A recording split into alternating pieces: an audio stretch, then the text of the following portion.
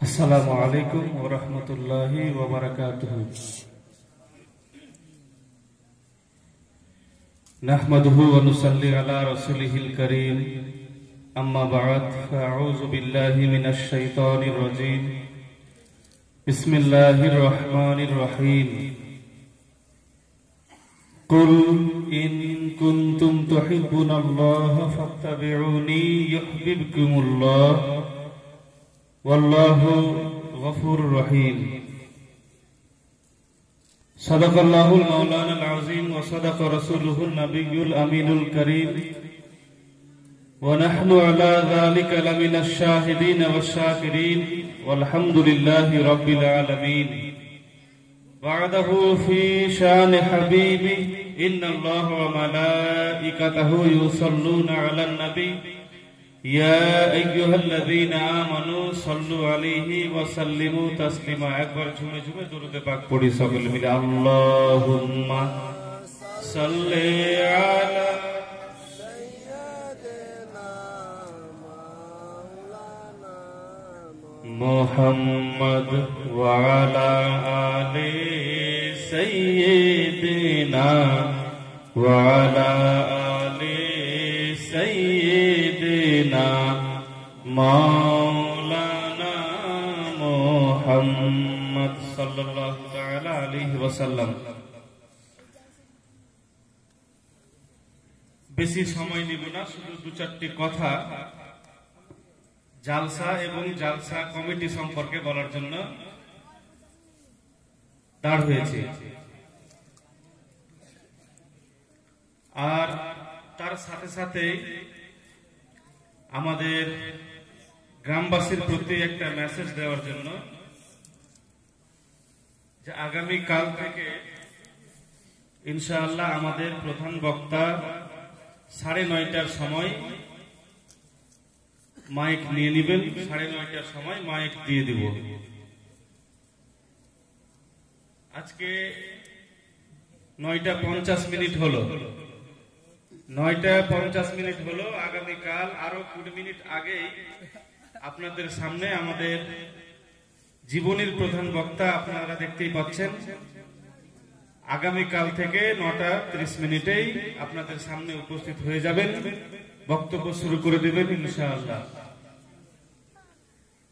প্রধান বক্তার আগে আমাদের জালসা কমিটির কিছু করণীয় থাকে। জালসা কমিটির কিছু করণীয় থাকে,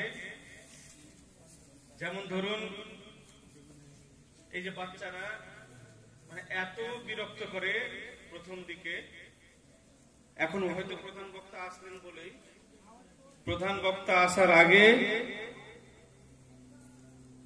মানে কাঁড়িগুলাকে এখান থেকে ওইখানে, ওইখান থেকে এখানে, এদিক থেকে সেদিকে ছোড়াছুড়ি করতে থাকে।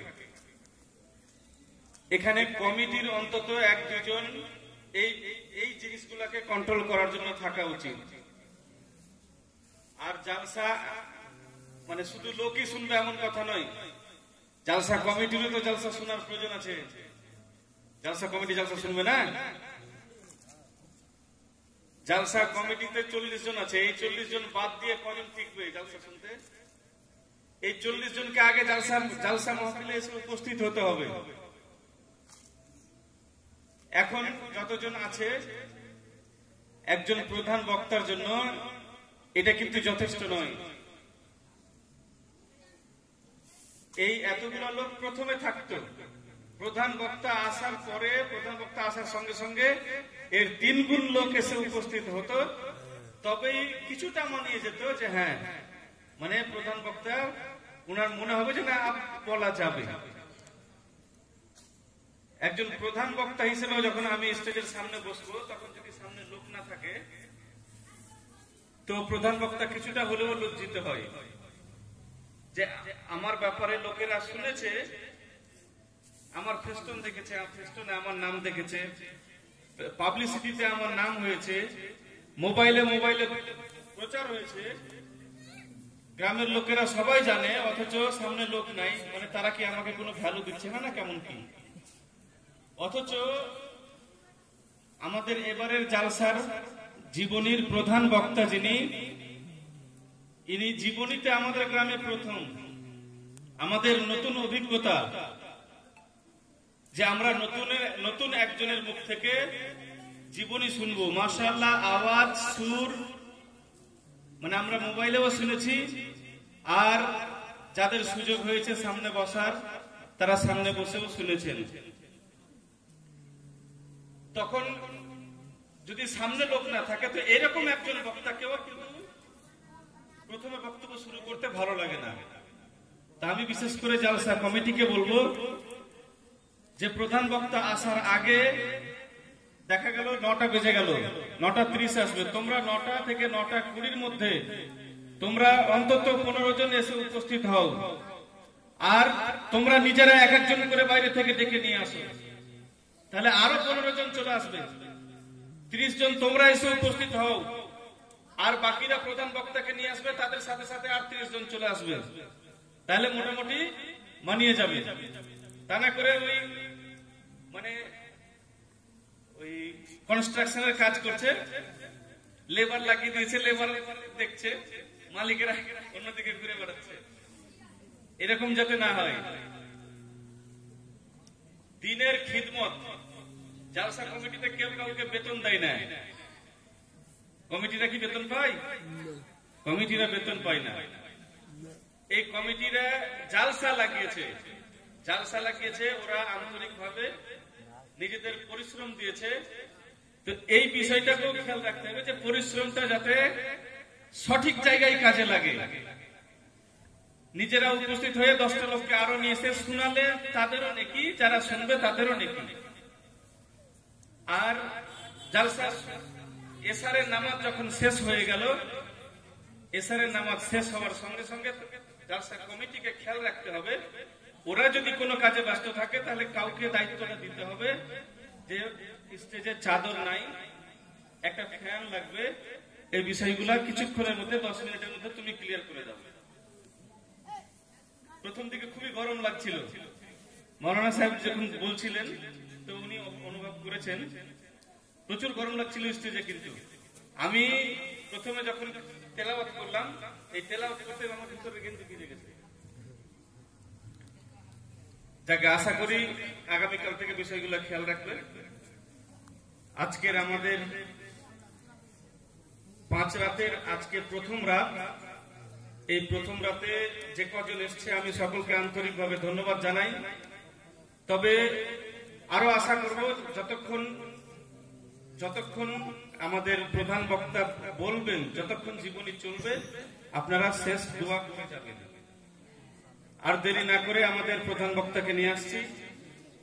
যারা এখনো বাইরে আছেন আমি তাদেরকে অনুরোধ করব যে বাইরের ওই পরিবেশে না থেকে, জালসা মাহফিল হচ্ছে জান্নাতের বাগান, এখানে এসে উপস্থিত হন।